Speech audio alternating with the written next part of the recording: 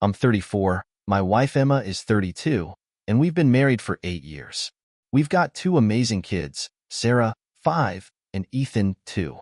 From the outside, everything probably looked fine. Good jobs, nice house, typical suburban life. But for the last year or so, things have been off. It started with little changes. Emma and I used to be super close. We joke around, have movie nights after putting the kids to bed, and even when life got busy, we'd always find time to just be together. But over time, she started pulling away. She'd get home from work later and later, always with some excuse about a big project or a late client meeting. The physical affection disappeared too. She'd barely kiss me when I got home, and when I'd reach out to touch her, she'd flinch like I was bothering her. At first, I thought maybe it was just a rough patch. Marriage has its ups and downs, right? I figured with 2 young kids and her demanding job, she was just stressed. But the distance between us kept growing. Every time I asked her if something was wrong, she brushed me off or snap, "I'm fine, Matt, just stop." That was the first red flag, but I ignored it. I didn't want to believe that something was seriously wrong. But as time went on, it got harder to keep pretending that things were okay. Emma's job had always been intense, but lately, it seemed like she was married to her work. She'd leave early, come home late, and when she was home, she was glued to her phone. I'd ask her what she was doing, and she'd always say the same thing: work emails or texting friends. But it was constant. Even during dinner or when we were watching a show together, she was distracted. I'm not a jealous guy by nature, so I didn't think too much of it at first. But then the late nights started happening more often. She'd tell me she had to stay late for meetings, or that she was going out with her work friends after finishing up a project. Sometimes she wouldn't come home until 10 or 11 at night, claiming she had lost track of time.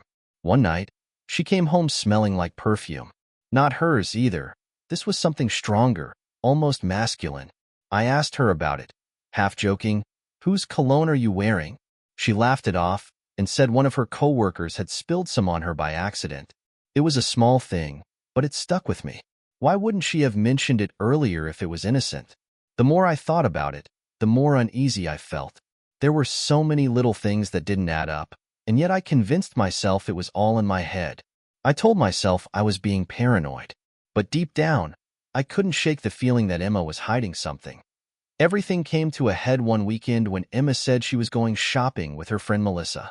It wasn't unusual for her to go out on her own sometimes, so I stayed home with the kids like always. Sarah and I were coloring together while Ethan napped, and out of nowhere, Sarah said something that made my stomach drop. "Mommy was with Uncle Jake yesterday," she said, completely innocent. Jake was Emma's coworker. We'd met a few times at work events or when she brought him over for dinner. He seemed like a decent enough guy, and I never thought much about him. But something about the way Sarah said it caught me off guard. I asked her what she meant. "Uncle Jake was in Mommy's car when we got Ethan from school," she replied, still focused on her drawing. Now, Emma hadn't mentioned anything about Jake being with her that day, which was odd. If it was so innocent, why not just tell me? But she hadn't. And that's when it hit me. Maybe there was something going on after all. I didn't want to believe it, but there it was, staring me in the face. When Emma came home later that day, I casually asked her how her day was, trying to play it cool. She barely looked at me and said, "It was fine, nothing special." No mention of Jake. No mention of anything out of the ordinary. That's when I knew she was lying. I couldn't shake the feeling that something was seriously wrong after that conversation with Sarah. I needed to know if Emma was hiding something, and I wasn't going to sit around waiting for her to slip up.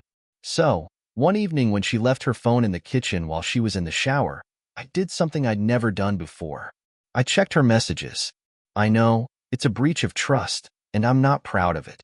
But at that point, I was desperate. I needed to know if my gut feeling was right. And it was. The first thing I saw when I opened her texts was a thread between her and Jake. It didn't take long to figure out what was going on. The messages were flirty, full of inside jokes and comments that made my blood boil. And then I saw it. A text from Jake about their amazing night together the week before. Emma had responded with a heart emoji and something about how she couldn't wait for next time. My stomach churned as I kept scrolling. There was no doubt about it. They were sleeping together. The words were there, plain as day. I remember standing there in shock, like my brain couldn't process what I was seeing. This was my wife, the mother of my kids, the woman I thought I knew inside and out, and she was screwing around with some guy from work. When Emma came downstairs after her shower, still wrapped in a towel, I couldn't hold it in anymore. I just blurted it out. "Are you sleeping with Jake?" Her face froze. For a split second, I thought maybe, just maybe, I was wrong. Maybe there was an innocent explanation. But then her expression changed. She narrowed her eyes, and instead of admitting anything, she got defensive. "What the hell are you talking about?" she snapped, like I was the one in the wrong. "Why would you even ask me that?" "I saw the texts, Emma," I said, trying to keep my voice steady. "I know you've been seeing him. Don't lie to me." She didn't even flinch. Instead of apologizing, or even looking guilty, she got pissed. "I can't believe you went through my phone," she shouted, deflecting. "Do you even trust me? This is exactly why I didn't tell you, because you're always so paranoid." I couldn't believe what I was hearing. She was turning the whole thing around on me, like I was the bad guy for checking her phone, not her for cheating on me. She was gaslighting me, plain and simple, and it pissed me off even more. "I didn't have to go through your phone to know something was off," I shot back. "Sarah told me Jake was in the car with you when you picked up Ethan. Why didn't you mention that?" Emma rolled her eyes, like it was no big deal. "Jake's just a friend, Matt. You're blowing this way out of proportion. Nothing's going on." But the texts didn't lie. I knew better. Emma kept going, deflecting and trying to make me look like the paranoid one. "You're always so insecure," she said, her voice sharp. "Jake's just someone I talk to, someone who actually listens to me. You've been so distant lately. What did you expect?" Her words cut deep, but I wasn't about to let her manipulate me. "Don't turn this around on me," I said, my voice shaking with anger. "You've been lying to me for months, Emma. This isn't about me being distant. This is about you cheating." She crossed her arms, refusing to back down. "You don't understand, Matt. I've been feeling so alone. You haven't been there for me, and Jake, he's just been there. He's helped me get through a lot." There it was, the emotional manipulation. She was making herself out to be the victim, like her affair was somehow my fault for not being enough for her. It was like she couldn't admit what she'd done, even with all the evidence right in front of her. After that confrontation, things went downhill fast. Emma didn't apologize, didn't admit to anything, and every time I tried to bring it up again, she'd shut me down or turn it around on me. She'd say I was being paranoid, that I was imagining things, or that I was suffocating her. I tried to keep it together for the kids, but inside, I was falling apart. I started sleeping on the couch, telling myself it was because I needed space. But the truth was, I couldn't stand being near her anymore. Every time I looked at her, all I could think about was her with Jake. Her lies, her betrayal. She continued going out late, claiming it was work. But I knew better. She didn't even bother hiding it anymore. It was like she didn't care that I knew, or maybe thought she could wear me down until I stopped asking. I felt trapped. One night, Emma came home at 1 a.m., drunk and stumbling through the front door. She reeked of alcohol and perfume. Again, not hers. I was sitting in the living room, pretending to watch TV, but really just waiting for her to come back. My chest was tight with anger and dread. "Had a good night with work friends again?" I asked, my voice barely containing my frustration. She rolled her eyes, kicked off her heels, and muttered something under her breath. She didn't even bother lying anymore, and that was what hurt the most, the sheer indifference. It was like I didn't exist, like she wasn't wrecking our marriage and our family. I stood up and walked over to her, the frustration boiling over. "You think I'm stupid, don't you? You think I don't know where you've been? Who you've been with?" Emma waved me off, slurring, "Matt, stop. I'm too tired for this. No, we're not doing this again. You're not just going to ignore it this time," I said, my voice rising. I couldn't hold it in any longer. I was sick of the lies, the gaslighting, the constant disrespect. "I deserve the truth, Emma." She stared at me, her eyes half closed from the alcohol, and then, in a flat, emotionless voice, she said, "Fine. Yes, I've been with Jake. You happy now?" The words hit me like a sledgehammer. Even though I already knew, hearing her admit it out loud, it broke something inside me. My legs felt weak, and I had to sit down before I collapsed. The room spun, and for a moment, I thought I was going to pass out from the sheer emotional weight of it all. "So that's it?" I asked, my voice barely above a whisper. "You've been screwing him this whole time?" She sighed dramatically, like my pain was an inconvenience to her. "It's not like that, Matt. It's just, I don't know. Things between us haven't been working for a long time. And Jake, he's been there for me." "Been there for you?" I repeated, my voice trembling with anger. "How the hell does sleeping with him help anything?" Emma shrugged, like it wasn't a big deal. "I don't expect you to understand. You've never tried to understand me. Not really." That was it. That was the breaking point. All those years of love, commitment, loyalty, it didn't mean anything to her anymore. In that moment, I realized she wasn't the woman I thought I married. Or maybe she never was, and I had been too blind to see it. After that night, I felt completely numb. There wasn't an ounce of fight left in me. She admitted it, finally, and yet, there was no apology, no regret, no sign that she cared about what this was doing to me, to us. I had thought maybe, just maybe, when she finally came clean, we could talk things out. Maybe she'd feel guilty and want to make things right. But that didn't happen. Emma acted like nothing had changed. She still went to work, still stayed out late, and still carried on with Jake like it was the most normal thing in the world. I, on the other hand, was drowning in pain. Every time I looked at her, I felt sick to my stomach. The memories of us, of everything we'd built together, were tainted by her betrayal. I couldn't sleep. I'd lie awake, staring at the ceiling, replaying every moment in my head. Every lie, every excuse. I questioned everything. Had she ever really loved me? Or was this just who she'd been all along? I started drinking more. Not a lot, but enough to take the edge off. I needed something to numb the pain, to quiet the thoughts racing through my head. My friends tried to be there for me, but I couldn't even talk about it. I felt humiliated, like I was somehow less of a man because my own wife didn't want me anymore. She wanted Jake. The worst part was, I still loved her. Despite everything, some stupid part of me still held on to the hope that she'd snap out of it, that she'd wake up one day and realize what she was throwing away. But deep down, I knew that wasn't going to happen. One day, our neighbor, Lisa, who lived across the street, came over while Emma was at work. She and Emma weren't particularly close, but we'd all talked over the years, exchanging pleasantries while mowing the lawn or picking up the kids from the same bus stop. Lisa looked nervous, like she wasn't sure if she should be telling me something, but eventually, she spoke up. "I don't know how to say this, Matt, but I've seen Emma and that guy, Jake, together a lot lately," she said hesitantly. "He's been coming over while you're at work." My heart sank. I hadn't realized she'd been bringing him into our home, into the place where we were raising our kids. It was bad enough that she was cheating on me, but to bring him here, under our roof, that was a whole new level of disrespect. Lisa continued, "I didn't want to interfere, but I thought you should know. They don't exactly try to hide it when they're around the neighborhood." I thanked her, even though my insides were in knots. It was one thing for Emma to sneak around at work, but to parade Jake around in front of the neighbors?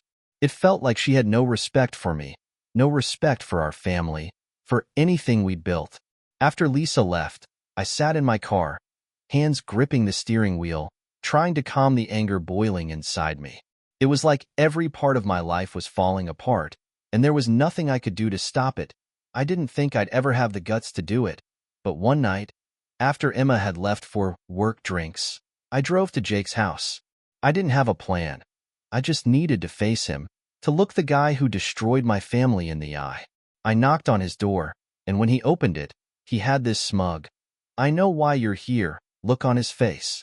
It took everything in me not to punch him right there. "Can we talk?" I said through gritted teeth, trying to keep my composure. Jake stepped outside, crossing his arms, completely unfazed. "What do you want to talk about, Matt?" "I want to know why," I said, my voice trembling with both rage and pain. "Why my wife? Why did you think it was okay to come into my home, around my kids?" He shrugged, like it didn't matter. "Emma and I, we just connected. It's not personal, man. It just happened." "Not personal?" I practically yelled. You've been screwing my wife, and you don't think that's personal? Jake just stood there, smug as ever. Look, man, I'm sorry you're upset, but Emma made her choice. This wasn't just me. His casual, almost dismissive attitude made me sick. I couldn't take it anymore. Without thinking, I lunged at him, shoving him hard against the wall of his house. I wanted to hurt him, to make him feel even a fraction of the pain he'd caused me. But then I stopped myself.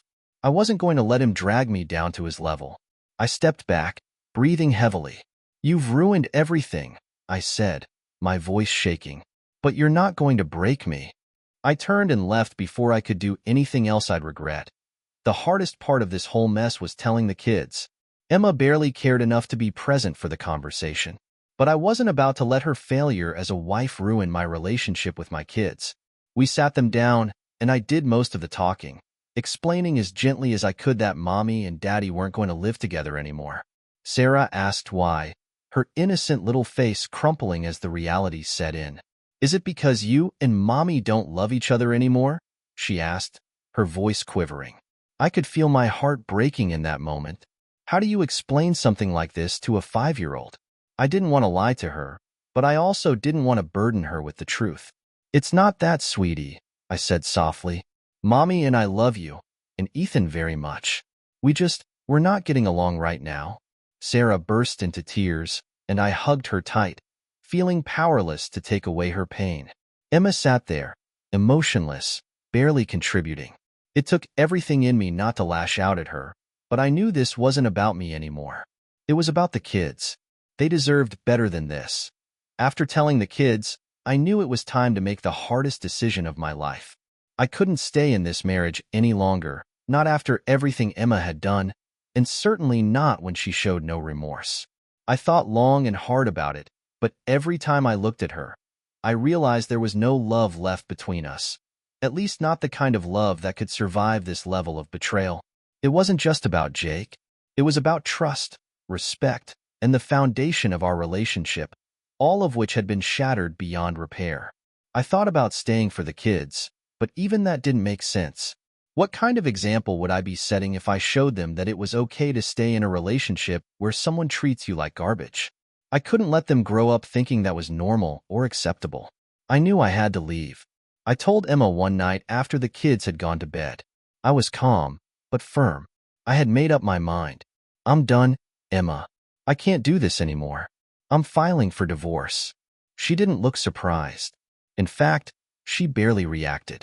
She just nodded and said, "If that's what you want, Matt. If that's what I want." It was almost laughable. She had been the one who destroyed our marriage, but now she was acting like I was the one who wanted this. Like it was my choice to walk away.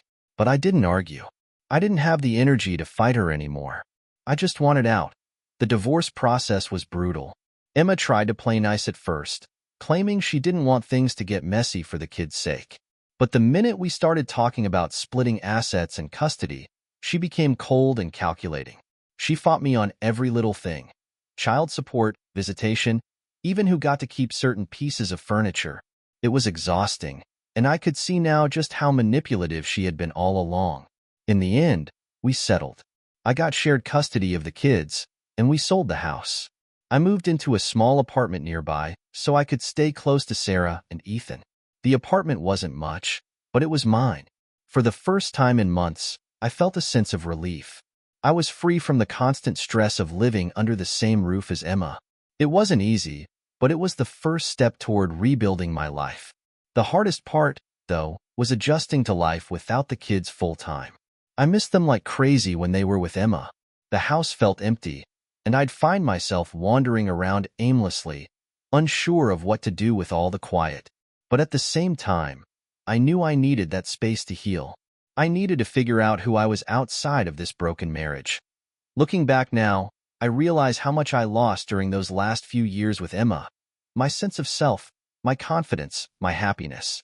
I had been so focused on keeping the marriage together, on being a good father, that I forgot to take care of myself. I let her lies, her manipulation, and her betrayal erode away at who I was. But walking away was the best decision I ever made, even though it was also the hardest. I've started going to therapy, which has helped me unpack a lot of the emotions I've been carrying around. The anger, the betrayal, the sadness. It's all still there, but it doesn't weigh me down as much anymore. I'm learning to forgive myself for staying as long as I did and to let go of the idea that I could have fixed things. The truth is, Emma's choices were her own. They were never my fault, no matter how much she tried to make me feel otherwise. If I could offer any advice to anyone reading this, it would be this: trust your gut. If something feels off in your relationship, don't ignore it. Don't let yourself be gaslit into believing you're crazy or insecure. And if someone disrespects you, if they betray your trust, walk away. You deserve better. It's still a long road ahead, but I'm taking it one day at a time. I have my kids, my freedom, and most importantly, my self-respect. And that's enough for now. Thanks for reading, everyone. It feels good to finally get all this off my chest.